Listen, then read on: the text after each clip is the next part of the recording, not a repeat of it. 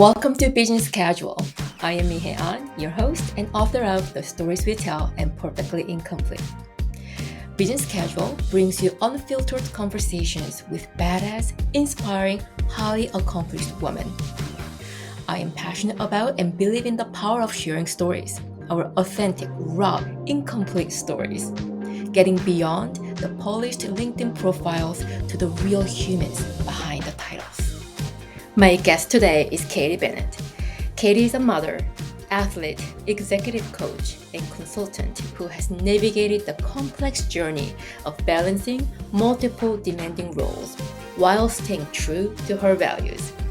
She brings authenticity and resilience to everything she does, from raising her kids to building her coaching practice. I appreciate how openly Katie shares both her wins that she's deeply proud of and her struggles that she has overcome. Today's conversation was deeply personal and inspiring, touching on the realities of life and leadership.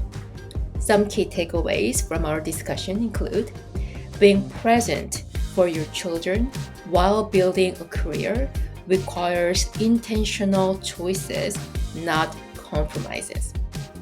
Imposter syndrome is common but manageable when you focus on your authentic contributions. Fulfillment comes from aligning your work with your values and continuing to grow. Please enjoy this heartfelt, authentic conversation with Katie about motherhood, career transitions, and ongoing pursuit of meaningful work. How are you? I'm good. How are you? Doing good, thank you. Really appreciate the time and the preparation, Katie. Yeah, really appreciate it. I know you chair a few different groups at McKay, Yes. and you also have your own business going. So time is very precious resource, and so I very much appreciate you You know, taking the I'm really looking forward to this. I haven't done a podcast before, so there you go. We'll see how this experience goes. But no, thank you for asking me to be here. This is lovely. Thank Yeah, you. of course. Yeah, thank you. So to start, if you can give us a short intro, please, who you are, what you do, that would be great start. Sure. Who I am and what I do. Okay. Well, I am a mother. I consider myself an athlete. I am a coach. I am a chair with McKay. I'm a consultant, strategic planner. So I feel like I wear lots of different hats. From a work perspective, from the professional perspective, I've been an executive coach for the last 25 years. That's what I do now. So it looks like consulting, strategic planning, building high functioning executive teams, as well as coaching the leaders that I work with one on one. And then the last 8 years also chairing with McKay CEO forums. So having a chance to sit around a table and facilitate a group of a dozen CEOs and find out what's really important to them and helping them solve their problems. So I get to do all of that amazing work. It's really fun, as well as I have two sons. So I have a 25-year-old and a almost 21-year-old. So that's been a huge part of my last 25 years, but not so much a part of my day to day anymore, obviously at their age. And then sports pretty much every day. So that's me. What sports do you do? Oh, don't get me started, Mihai. It's all we're going to talk about. My latest absolute passion is pickleball. People might be listening, going, "Oh my God, another one of those people on the bandwagon." I am firmly on the bandwagon. I just love it. It's been so fun to have something new in my life. Having done sports all my life, whether it's cross country running or ski, like we're skiers, we moved from Toronto to Vancouver so that we could ski at Whistler. I mean, that's why we moved here. Oh, I didn't know that. Yeah, because both my husband and I passionate skiers and both lived in Ontario, Toronto area. So, great to go to Collingwood, but to be able to come up and ski at Whistler every weekend was our dream. So that's why we're here.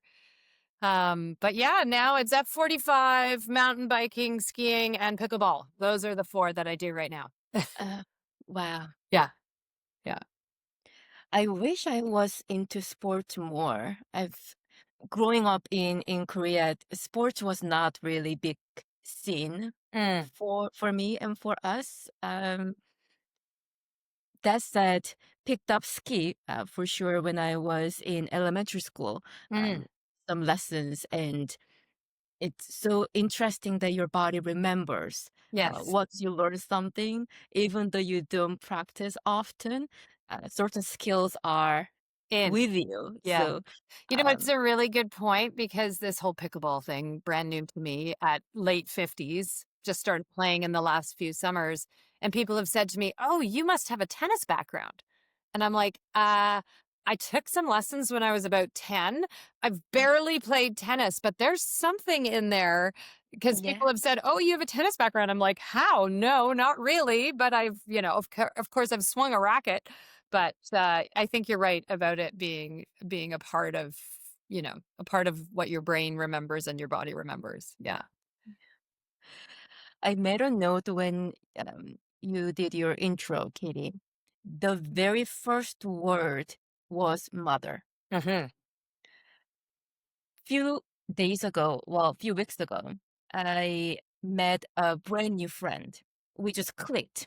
Um, she and I met in a work setting and we decided to have lunch together. So we had lunch together. Because it's brand new relationship, as we were having lunch, she asked me, so tell me about yourself. And I paused. Oh, where do I start? Yeah. Because it's not like work meeting.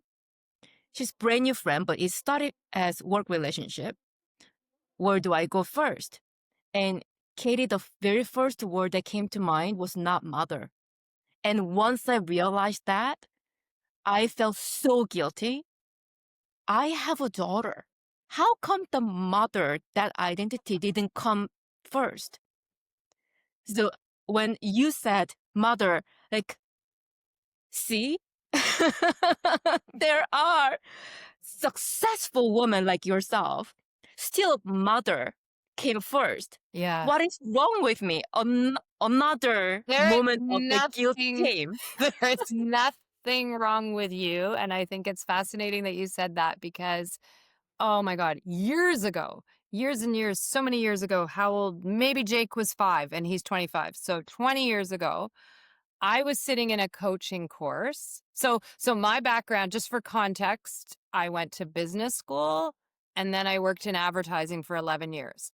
Then I find out about coaching and I started the shift into coaching and taking coaching courses and all this stuff. So along the way, many, many courses. I'm sitting in a course with a couple of my friends that I had met through parenting who were also interested in coaching. And we were in a workshop and it was the same thing. Introduce yourself. And I went before they did. And I'm like, I'm a coach and this is the work I'm doing. Blah, blah, blah, blah, blah, blah. It was all about work. And the next two, who are also becoming coaches, both started with mother. And I sat there and I felt guilty. Exactly what you just said. I was like, I didn't even think about my children. This is a work context. I got to talk about my work.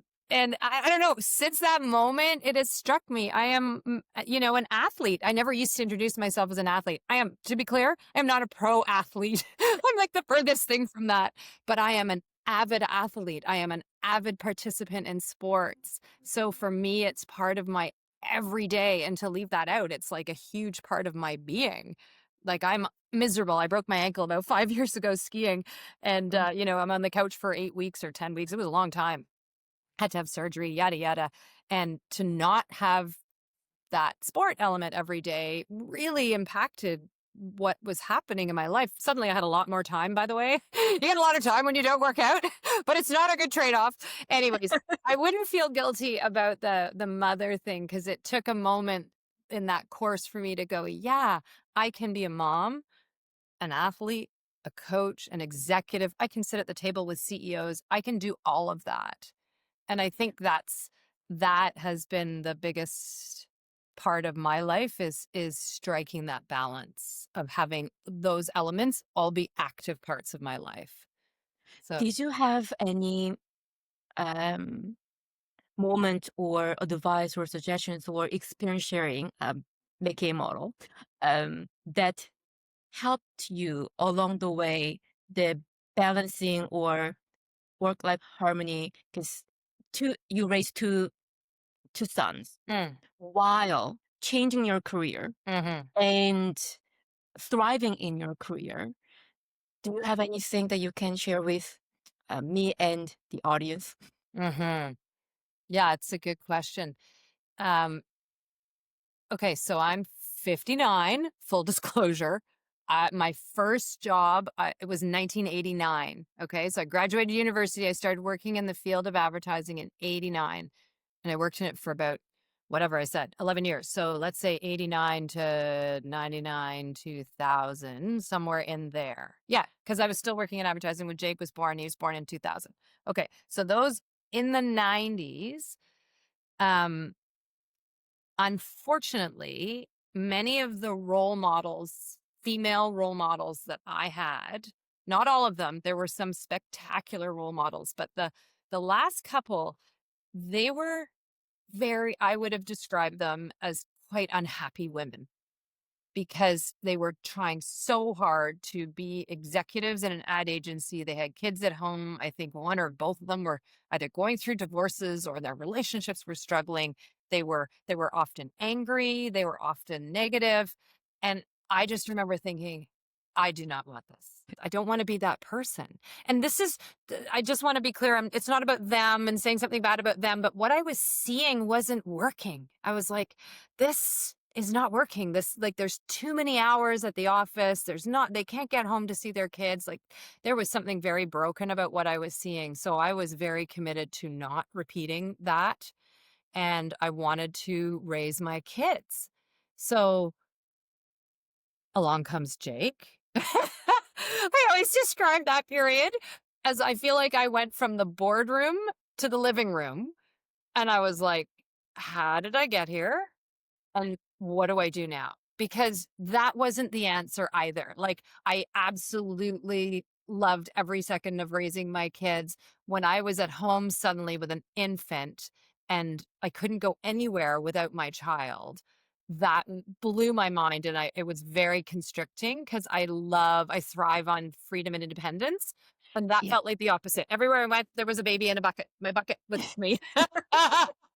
And I couldn't not go anywhere without the bucket. And I loved my bucket, but I was like, how do you do this? And what about my brain and everything? So knew I didn't want to repeat what I saw in the advertising business. I also knew very quickly that I couldn't be just at home with Mhm. my children. That was not sufficient. And I started my coaching business, and it was a progression. So it was very much when Jake, my firstborn, came along, I was in the process of certifying for coaching. So I was getting out of advertising into coaching. Advertising was not the career for me. Discovered this field of coaching, started taking courses and doing certification. And then when he was just under 1 year old, I did the full exams, got that done. And so now I was like a coach, but what does that mean? I have a baby and no business.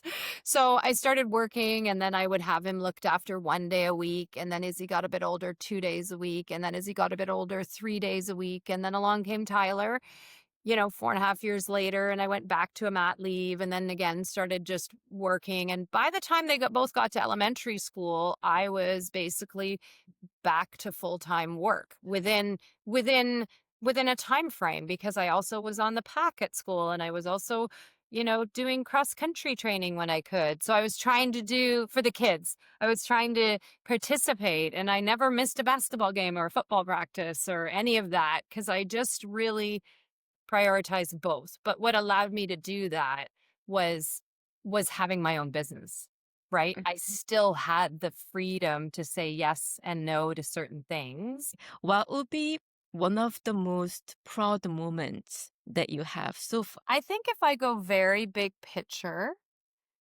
it's that I did figure out a way to do both. I can really say that, like, I raised my children. My husband and I raised our children together, but I was there. And I built a career that has deep meaning for me, and I'm at the top of my game right now. So there is a way to do it. I think and I gave up some stuff because I work by myself. I'm a consultant. I work with my clients and all that, but I didn't go back into the corporate world. Nothing to say that I couldn't now, but with the amount of freedom and flexibility I've grown accustomed to, I'm not sure I could do that. But I do recognize that I really am missing something because I don't have a team. I don't have an office that I go to every day and see the same people. There is so much to be said for that. And now that the kids are basically done and out and gone, and there's an element that's missing for sure. So it's sort of inviting a like, what's next question now. But for the past 25 years, I wouldn't have changed a thing. And I think I'm most excited by the fact that I was able to figure that out and create something that's both meaningful work, fulfilling work, lucrative work. Like I do well financially. It's great. And my clients are amazing. As well as I didn't miss anything. Like I was there for them growing up. And that was critical to me because that's how my mom raised us. So I wanted that. And I never thought that there was a way to figure it out. And I was able to do that. So I think I feel very lucky. I feel very blessed, but it was very intentional. I don't think luck is the right word. It was very intentional. So, You prioritized what was important to you at mhm. those milestone moments. It sounds like it is hard to, at least for me, want to do it all. And you cannot really do it all. Like you said, some things need to be intentionally compromised. Yes. When Even compromise, like I'd watch that word too, because it feels like, um, I don't know. I don't love the word compromise. I get what you're yeah, saying, but it's choices. I eh, think the decision. stronger word Yeah. is choice, right? Like Mhm. if you go, okay, where am I at choice here? When my kids were really little, like we're talking infants and babies and toddlers, my choice was to be there as much as I could. Um, and so it was like, oh, I took Jake 1 day a week. It started at to the lady around the corner from me, who took, and then when he made it to elementary school, he would go home 1 or 2 afternoons a week with one of the grade 7 kids, and he's in grade 1 or whatever I was doing. I was piecing it together, but the choice was them first, right? And then as the work started coming and as they started getting older, I kept shifting and shifting and shifting and shifting my time. So I was it didn't feel like a compromise. It felt like a choice.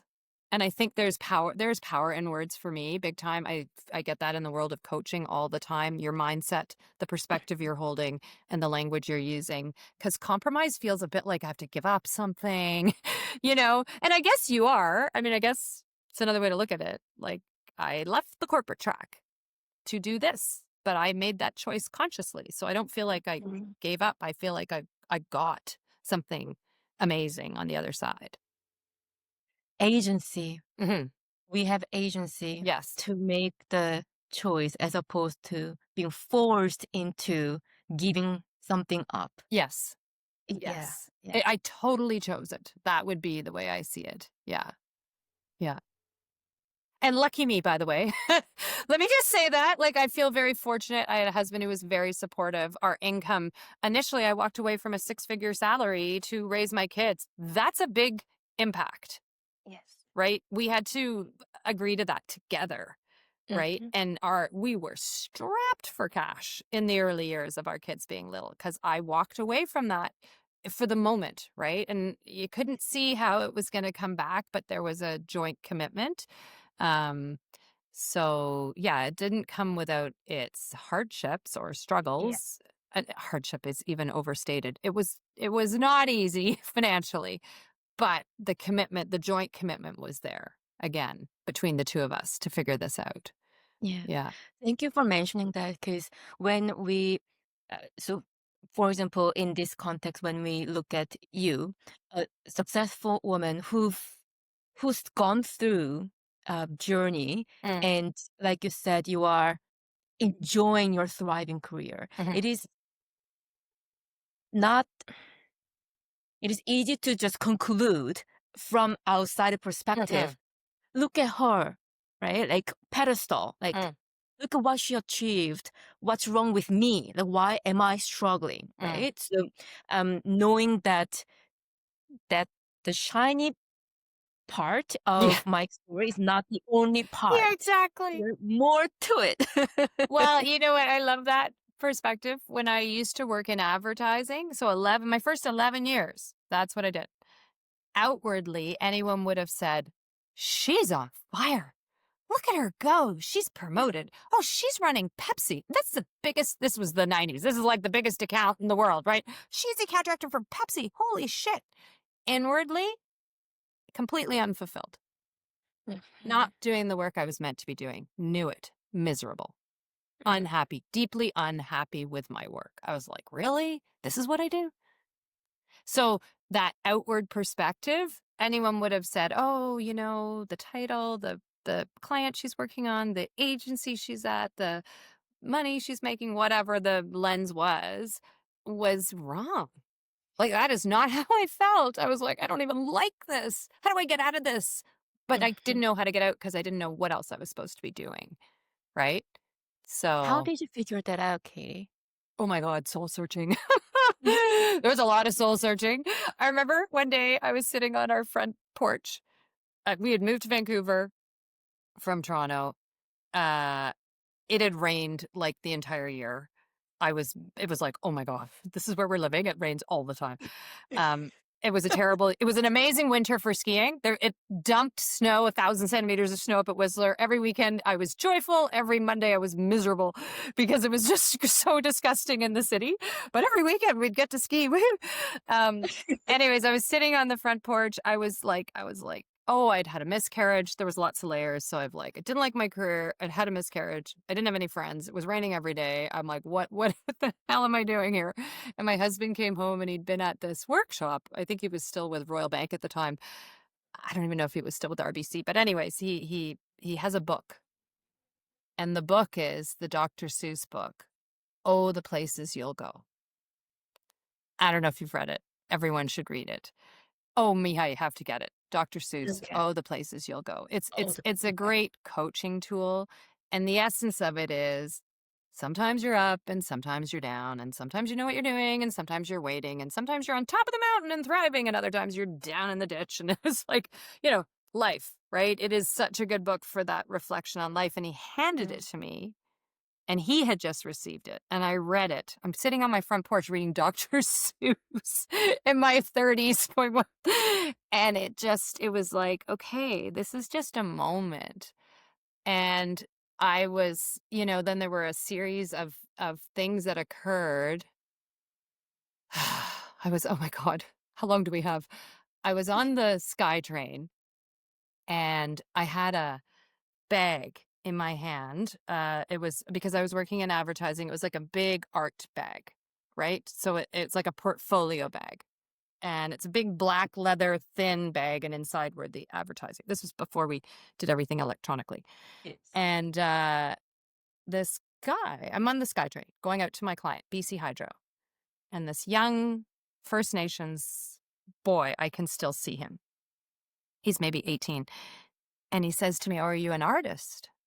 You have an art bag. And I said, no, I work for an advertising agency. I'm on my way to a client meeting. And he said, I'm an artist. I'm like, oh, good for you. In my head, I'm like, nice. And he's got one of those round tubes that you would roll up your canvas art in it. And he's got this tube. And he goes, yeah. And I didn't know. So here I am now in dialogue on the SkyTrain. This is before iPhones. We should all put our iPhones down because there's some amazing people to talk to. And I'm chatting with this young 18-year-old, and he says, yeah, I didn't know. I didn't think I was going to be successful, but now I know I'm going to be successful as an artist. And in my head, I'm thinking, what? How do you, 18-year-old kid, I can't even figure out my life. I'm miserable. And you got it all dialed. Give me your secret. He goes, I had a dream last night. And in my dream, an angel came to me. And the angel said, when you paint what's in your heart, you will be successful. And I was like, okay. And I just looked at him and, okay, you're going to think I'm crazy, but we're on the SkyTrain. He's wearing all like off-white, like khaki pants and like a white t-shirt. And the sun comes up behind him. I'm not joking. And he's glowing. And I'm like, in my head, I'm like, oh my God, is this guy my angel? Like, am I having an out-of-body moment? And this is not about religion. Just to be clear, I'm using the word angel. Yeah. This is not a religious perspective. It's like a power of the universe talking to me. What is happening? And he just said, yeah, as soon as you do what's in your heart, you'll be successful. And I had been circling this thing called coaching without really knowing it existed. This was 25 years ago. People weren't using the term the way they do now. It's so commonplace, but it sure wasn't then. It was like there was counseling, there was consulting, but there wasn't this field in the middle called coaching. And I'd read an article in the Vancouver Sun and I'd sort of set it aside. And then I read it and I reached out to the person in the article.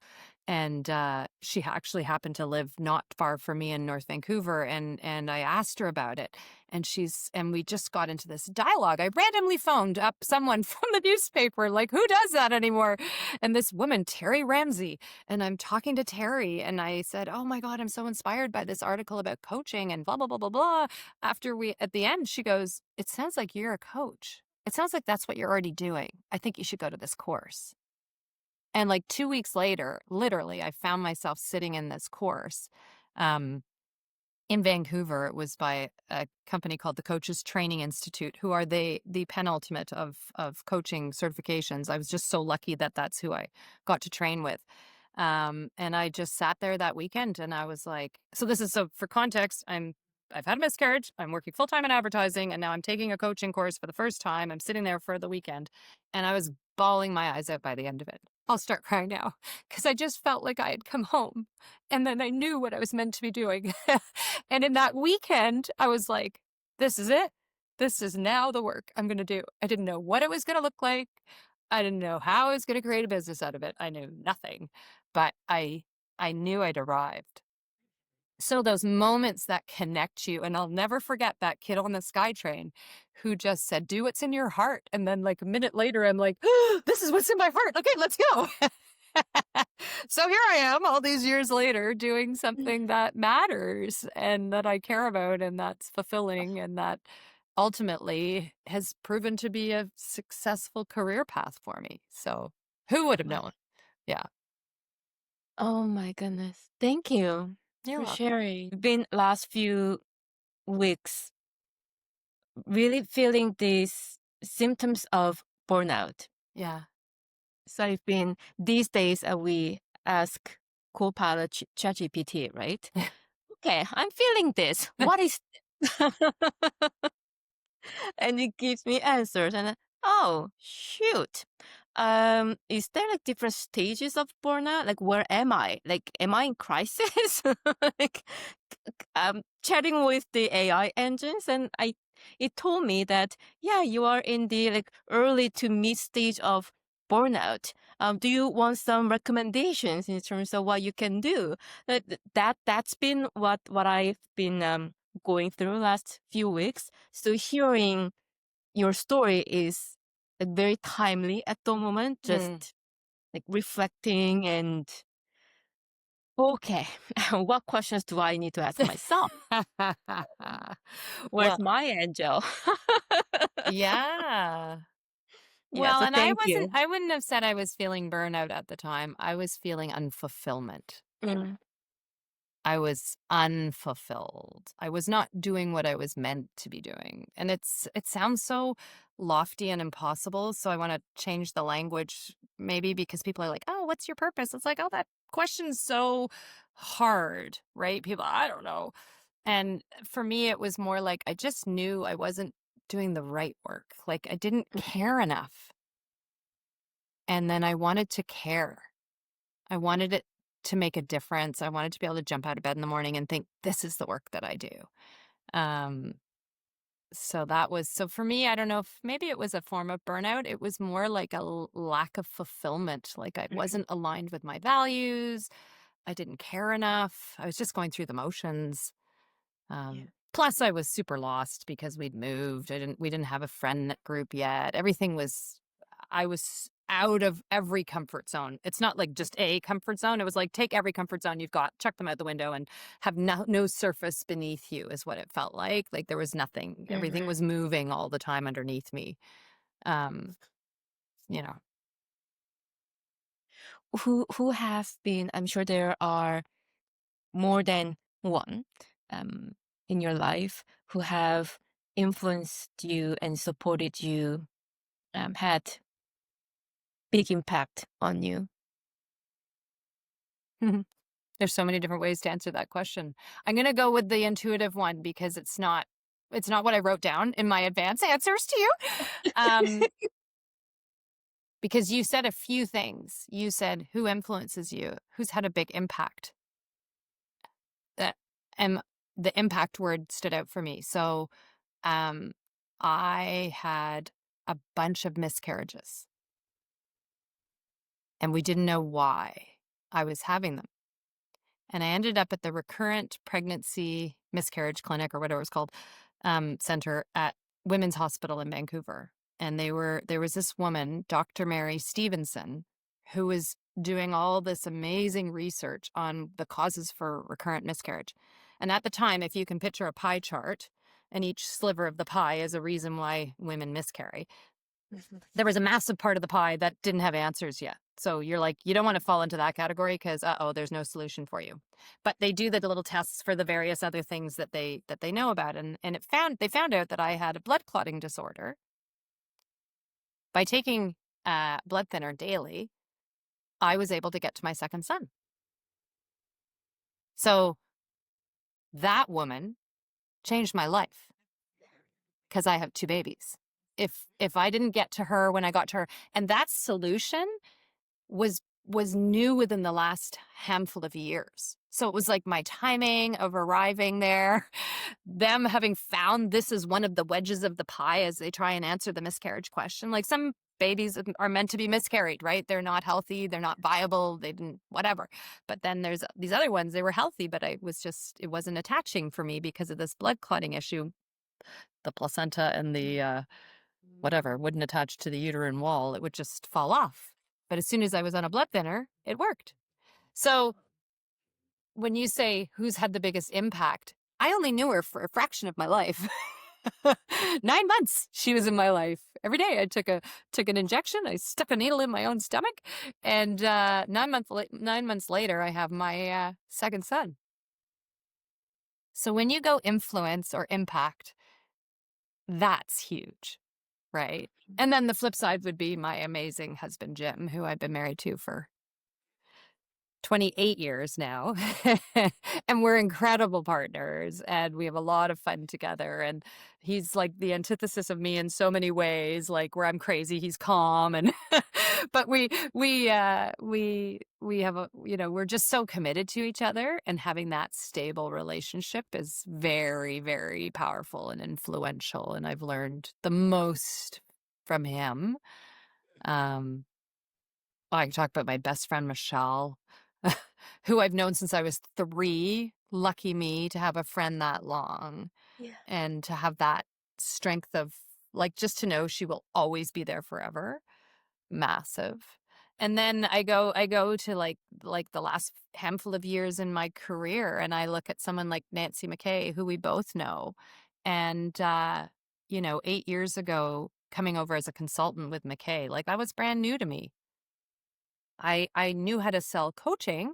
I knew how to talk to clients about strategic planning and building high functioning leadership teams and all that work that I'd been doing for years. But now I've got to sell a McKay group. I've never even sat in one. And by the way, I'm not an executive. I'm on the outside. So how do I know what this is going to be like? So learning the art of that and watching her build a business, drive, fight our way, as every business did, through all the ups and downs of COVID and change of ownership and sale of the company, and yada yada yada. She's very resilient and tenacious and determined and committed and relentless and driven, and I feel a lot of like when I'm around her, like let's go. She has that real let's go impact. So I can do anything, kind of impact is yeah, like don't like obstacle, let's just move it. Right? And I think that's pretty cool. So she's pretty inspiring. I don't know, I could go on forever. There's so many people that influence us, right? Yeah. Yes. Yeah, that is bang on. If there's obstacle, let's move it. Yeah. Always ways to move it. Find Yeah. game changer Yeah. who can help you move it. Yeah, yeah, yeah, exactly. Who do you need to help you move it? Oh, okay. That's a way to think about Yes. it. I've got an obstacle. Who's gonna help me move it, right? It Yep. literally is that. Yeah. So Mhm. she's super inspiring that way for sure. Yeah. Thank you for sharing the stories with miscarriage and all, Katie. That is another thing that um, many many women who carry silently. Right? There are many stories around reproductive challenge, Mhm. but it is not discussed enough, and there's lack of awareness, and there is this again guilt, shame that come with those challenges. Mhm. And now I believe more and more people are coming out of that shell and share, not just for their sake, but other people's Mhm. sake, Mhm. so that more people can find solutions and find comfort and find courage and so on. Mhm. So thank you for sharing. I'm Yeah. sure this episode will have impact on many other people who are resonating with your stories. Really appreciate you sharing. My pleasure. My pleasure. Thank you. Have you ever felt like you are out of depth, like the imposter syndrome? Yes. Yeah. I don't think we'd be human. Um, uh, so many times. Um, the one that just there's two distinct ones that pop into my head when I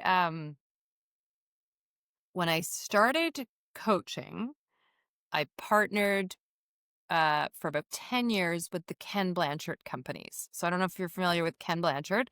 He's written like 70 books. He was a leadership guru in the 70s, 80s, 90s. Anyways, Ken Blanchard companies, they're a global training organization. They were hiring coaches all around the world to help them execute projects. So they would win an account with like Merck Pharmaceuticals. Was the account. And hundreds of people at one of these big pharmaceutical companies would be going through a leadership program, and then I was a coach that would coach them through the learning. Okay, so that's the scenario. I probably coached about 100 people over the course of a year or two through this relationship. It was a great way to accelerate my coaching learning. So I am the opposite of a science-based person. I ran away from science classes as fast as possible. So now you're talking about, not to say that everyone at Merck Pharmaceuticals was a scientist, but I am working at one point I'm assigned to the world leader in like cardiology research in the world, right? You look at these resumes and it's Harvard this and, Stanford that. And it's like, I am not worthy. How can I possibly assist this person?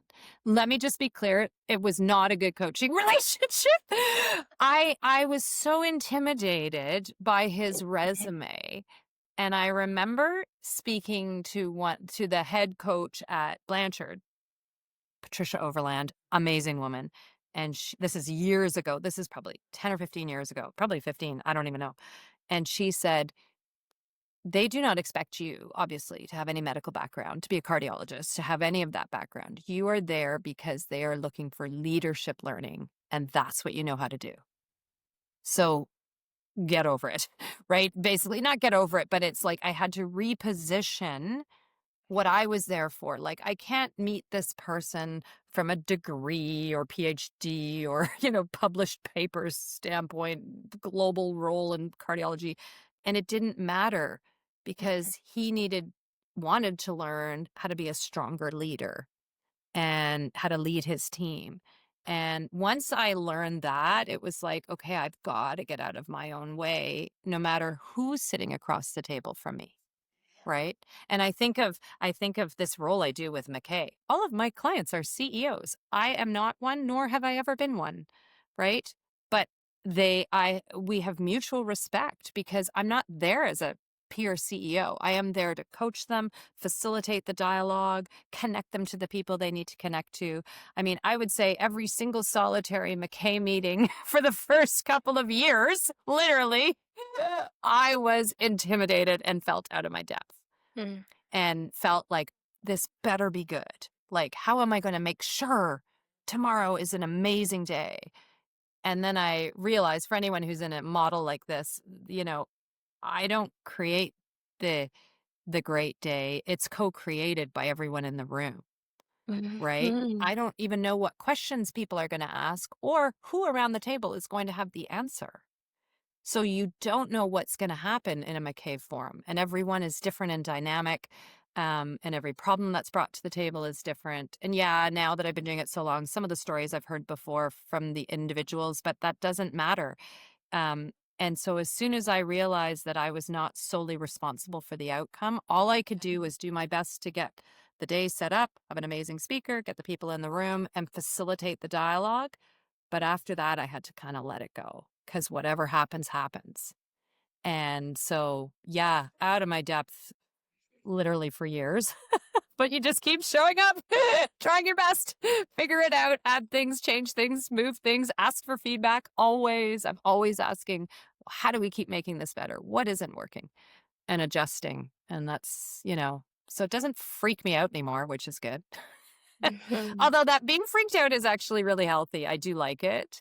I think that's like, if I look at my 25 years of coaching, it's only the last 8 that I've been sharing with McKay. And I looked for that because the rest was getting a little predictable and wasn't as spicy. And then I layered on this. I was like, whoa, talk about feeling out of my depth, out of my comfort zone, not sure what I'm doing, totally got to figure this thing out. So the growth and learning there was what I get excited by. And that's probably where I'm at right now. It's like, I'm not going to not chair and I'm not going to not consult, but now what else? I'm ready for another thing that's going to stretch me and put me out of my comfort zone. And, you know, That is one of the questions that I wanted to ask you. What is next for yeah, I have you? no idea. Do you have an answer? I don't know. Like, I want to keep doing these things for sure. I don't know. Like, when I just was saying that, I was like, okay, just because for those of your listeners who are Canadian, we just went through the Air Canada strike. I was actually impacted. My son was impacted. So it was like very, close to our home in the last couple weeks. And I was thinking about, they had to bring in a mediator to help the discussions. And I was like, wonder what that job's like. So that was a tweak of interest. Not that I don't think I want to be at a union table. I'm not sure I'm would have the patience for that kind of aggressive dialogue, but um, that was something that was interesting to me, like that level of mediation, because facilitation is just a step towards mediation, right? So I don't actually know that that's the answer. It was just something that caught my eye, that I was like, I wonder what it's like to be in that room when you've got the head of the union over here and the head of Air Canada over there and whoever their team is negotiating, and what that's like to try and help people find solutions. Anyways, so when you ask for what's next, I'm on a tangent. I don't know, but maybe it's like, what other group needs me or needs the skill that I have?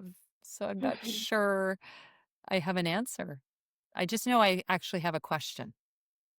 I love that. I love that. That one that you are still figuring out at almost 60. Yeah. Back to Nancy, 100-year life, Yes. 120-year Yes. life, only halfway. Yeah. So I love that.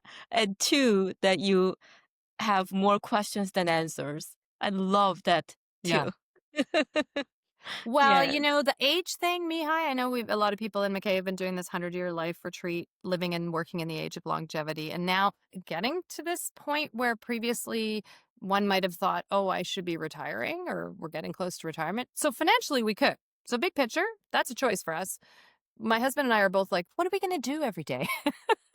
I can't just play pickleball as much as I'd like to. My feet are killing me all the time. So it's not realistic to think you're just, for me, and this is not a judgment about anybody else. We are all, this is the whole thing about balance in life. Everyone wants is so entirely different. But for me, I want to continue to contribute and have impact and be intellectually stimulated. I need intellectual stimulation, be challenged, be learning and growing all the time. So that doesn't change just because I'm 59. That never changes. So, when I see Nancy, I'm like, yeah, why would you stop when you're wired this way? And again, this is not, every one of us has a different vision of what we want next. Right now, I don't see leaving work because I think I would go crazy. I would be very back to that unfulfilled that I said earlier. When I switched from advertising to coaching, it was because I was unfulfilled. I think if I just stopped working, I would be unfulfilled. I couldn't fill up my time with enough things that I can see. Maybe the answer's out there again. Maybe someone will say, I've got a list of 50 things you could do. But for me, it's like, I want to keep doing what I'm doing. And that 100-year life was very interesting because so I have my own website. I'm not even going to tell you what it is because it's being completely revised and it'll have a new name. And my old one is so terrible. It is so outdated. It's hilarious because I did it about 12 years ago and I didn't keep it current. And about 5 years ago, I was like, oh, I really should update that website. It's bad. At least 5 years ago. And then I was like, well, how much longer am I going to work? What's the point of spending the money? Just leave it. It's fine. Doesn't matter. And here I am 5 years later going, get that thing down. I've got to redo it. And so what switched was there was a belief maybe 5 years ago, so maybe around age 60 we'll be done. And now that we're my husband's 60, I don't know, what is he, 2, 1, 2, something like that. It doesn't matter. We're both like, are you done? No. You? No. Okay, let's just keep going. So I am in the process of revising my website. But just it's almost symbolic of not finished yet, right? There's another chapter. Keep going. What do you want to do? Yeah. Anyways, especially if we're going to live 100 years, 40 years of retirement is like a death sentence to me. That just seems crazy. And it's not to say that I'm not traveling more than I used to now that the kids are done. High five on that one. Lots of flexibility. High five on that. So I have a very well designed, balanced life. So it's sustainable for a long time, the way it looks right now. Yeah. I think we covered a lot. I am excited to have this episode go live sometime soon, Katie. Again, thank you very, very much. Is there any question that you did want to address, but I didn't get to ask you? Okay, yes. Because when I sent you my notes, there was one with a question mark, and I was like, I got nothing. You said, what is one story that you used to tell yourself that you have rewritten? Mm-hmm. And I was like, nothing. And I was chatting with my girlfriend yesterday. And because I told her we were doing this and I gave her some of the questions. She's like, wow, these are great questions. By the way, they're great questions, Mihai. They're very provocative and made me stop. But what's the one story you used to tell yourself that you rewrote? So what we haven't talked about is last year I found out I had colorectal cancer. Luckily, I had surgery. It's in the garbage can and it's over. So I didn't have to have any follow-up chemo, radiation, none of that. So I don't put it in the same bucket of those poor people who have to suffer through that process. That was not my story. It was a horrible, horrible, horrible experience, every part of it. I was in the hospital for 16 days. I was only supposed to be in the hospital for 3 or 4. And my system, it was I didn't eat for 2 weeks. I lost 15 pounds. It was dramatic. There was a second surgery, blah, blah, blah, blah, blah. Long and short of it is cancer, snip, garbage can, gone, burn that sucker. And I'm able to say I've moved on. But So what's the learning? The learning is, back to my story about being an athlete and all this stuff, I had, and I'm at risk of reclaiming this identity, so I've got to check myself. I had like an arrogance about my well-being because I do everything right. Mhm. Quote unquote right. I work out. I eat well. I manage my stress. I have work that I love. I have a good relationship. Blah, blah, blah, blah, blah. I was telling myself I'm going to live to 100, which I still believe, by the way. Yes. But it was a smack in the face that no matter what you're doing, that there could be something that needs addressing. It was a freaking huge wake-up call. It was terrifying with a capital T. Largely because that stupid word is terrifying. If there's one thing I'd like people to know, it's like there's so many options now that it's not a death sentence. And I think that anyone hears the word and you think I'm going to die. And I'm so freaking lucky that that's not my story. But I think the learning, the thing that's been rewritten, the story I was telling myself is I'm invincible because I'm doing everything right. And then I found out, oh, you're not invincible. So just pay attention and get every test that known to mankind. Because if you do catch these things early, you can be fine. That is the truth about cancer. You just got to get to it early. And I'm lucky that we did. Even though it was a major surgery to get rid of it, it still hadn't spread. And that's the best part of it, right? But it's that not being overly confident. I guess overly. And I use the word health arrogance because I was kind of like, yeah, I got that dialed. That side of the ledger, tick. And it wasn't the case. Mhm. So that's the one question that I thought. I don't know if there's any learning in there other than don't take it for granted. Back to balance. Like if there's one message, like what's the impact you want to have on people, whatever your one question there was, it was like, if I can bring my energy and vitality and inspire others to create a balanced life, if I can do that for more people, I've succeeded. So there you go. And that there are conversations where afterwards, a lot to think about, process, reflect, and think about. This is one of those. So I truly appreciate. Oh, Next few you're hours, I welcome. will Thank you.